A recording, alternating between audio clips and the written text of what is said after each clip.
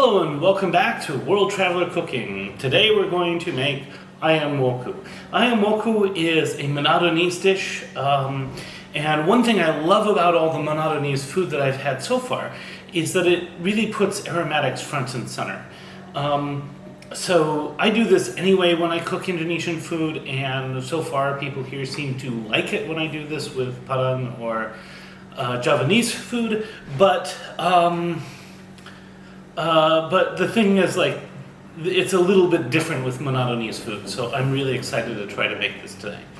Now, what we have here is we have a bunch of different ingredients.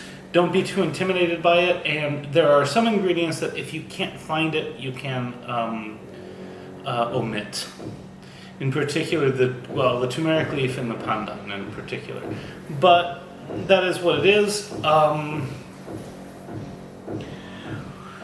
We have about the following ingredients here. We have a bunch of shallots that I've ground, a bunch of garlic that I've ground. Probably, I would say that looks like maybe 7 to 8 European shallots and maybe like 10, 15 cloves of garlic. We have chili peppers that have also been ground, and basically to taste on that. You can make it spicy or not. Again, sorry for the background noise. This construction never seems to end. And then I have candlenuts that have been ground. If you don't have candlenuts, you can use Brazil nuts. Those would be the closest thing you can get.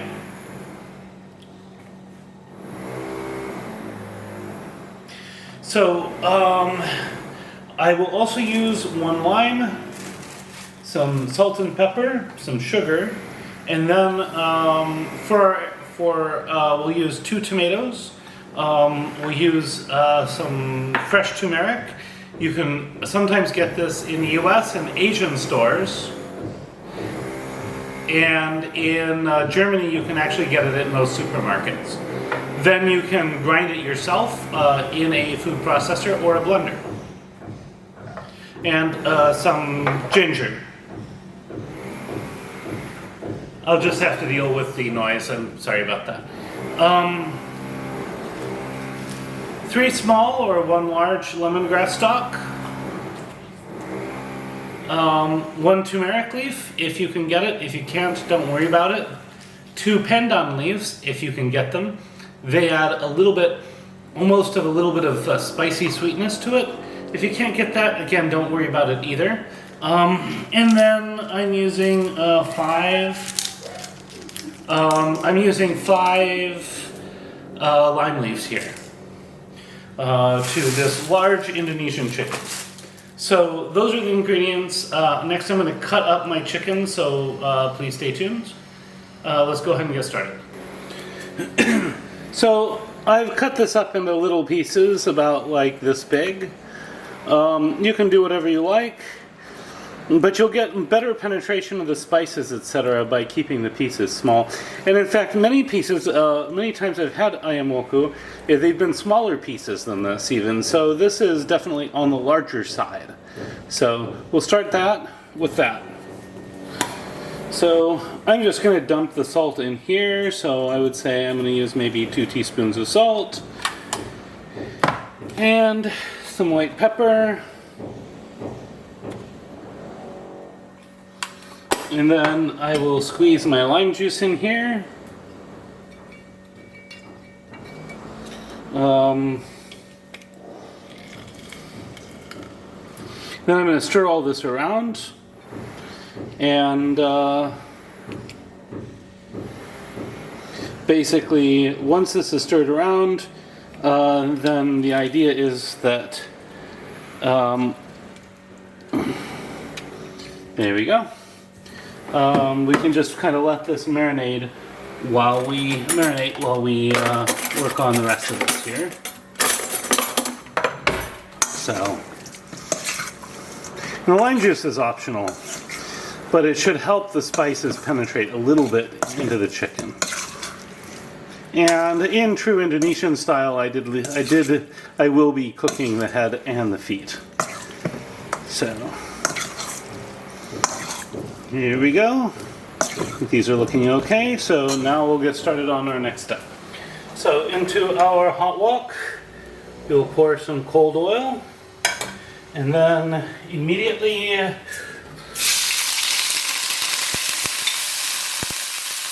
goes our shallots and our garlic and our candlenuts and our chili pepper. And we're just going to start stirring this a little bit, and then I'm going to add some more spices here in a second.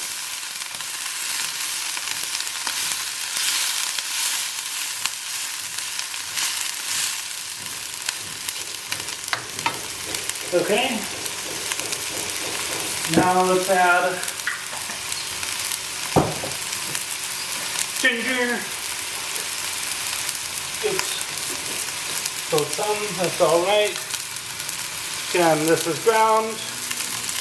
I'm going to use fresh ground ginger here. I would say about the equivalent of maybe an inch or so of the root.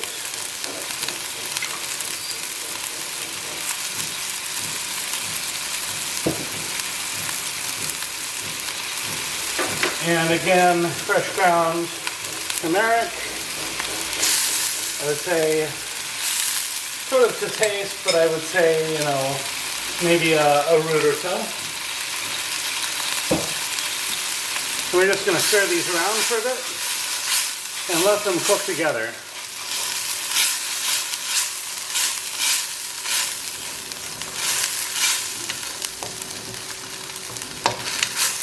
And that's smelling pretty good. But we're going to cook it for just a couple more minutes. I'm going to add a little more oil.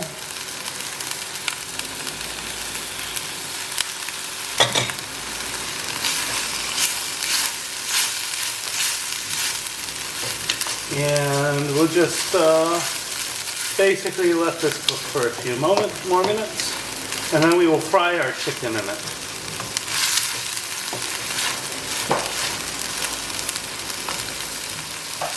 So this is smelling really fragrant. I'm going to start adding the chicken here.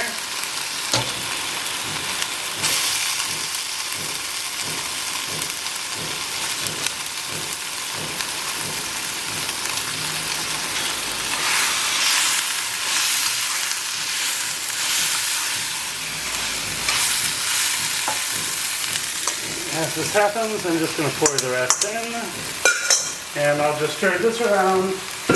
We will cook this until the chicken is about half cooked. And once the chicken's in, there are a few other things we're going to add. We're going to start by adding all of our aromatics. For example, our 2 pandan leaves. I'm going to take my turmeric leaf and just tie it in a knot. Put that in.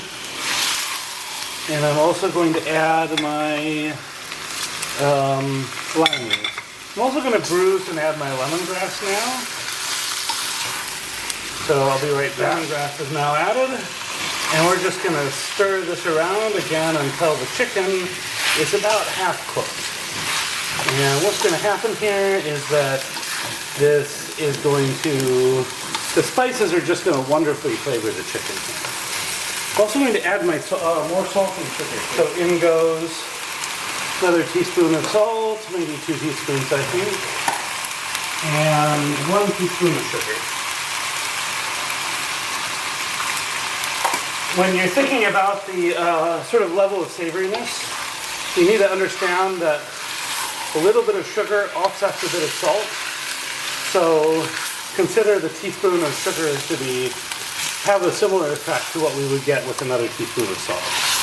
So we're going to keep stirring this for a little bit. Then we're going to add water, and we will simmer this chicken and braise it until it is done. So now this is looking pretty good. So I'm starting with half a liter of water. I think I'm going to need a little more than that.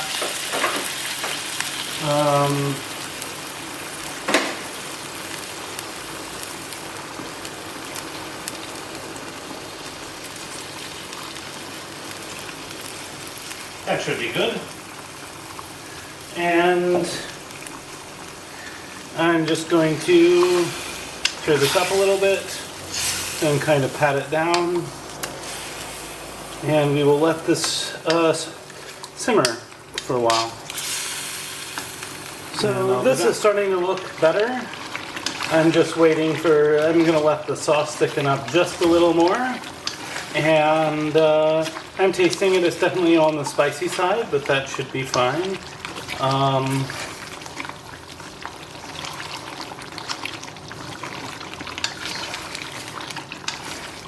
The consistency of the sauce is looking better and better. So I think just another couple minutes and then I will add the last stage. Okay, so our sauce seems to be about the right consistency.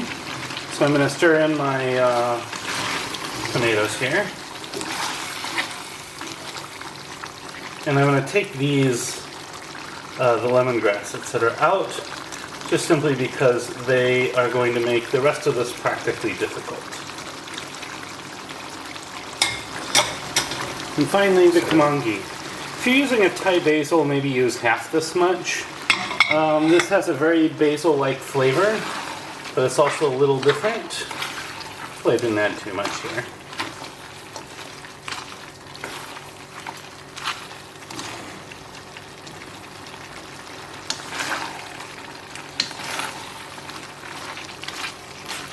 None of the recipes I found were very descriptive on how much kemanggi to add.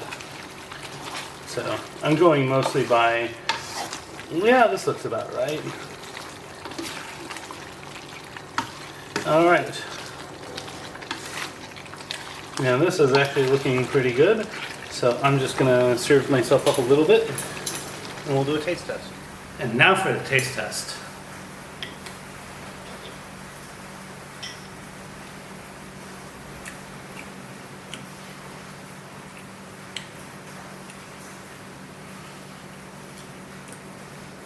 There's a lot going on with flavors here. A lot of different fragrances. You can taste the lime, you can taste the kemanggi, you can taste the ginger and turmeric. This is delicious. I really like this dish.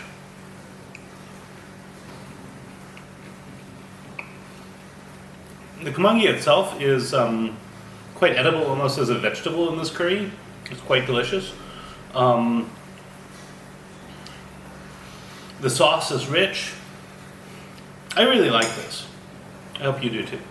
So if you're finding this content interesting, you'd like to see more of it, please like, share, and subscribe. If you have anything to say about this video, please let me know in the comments.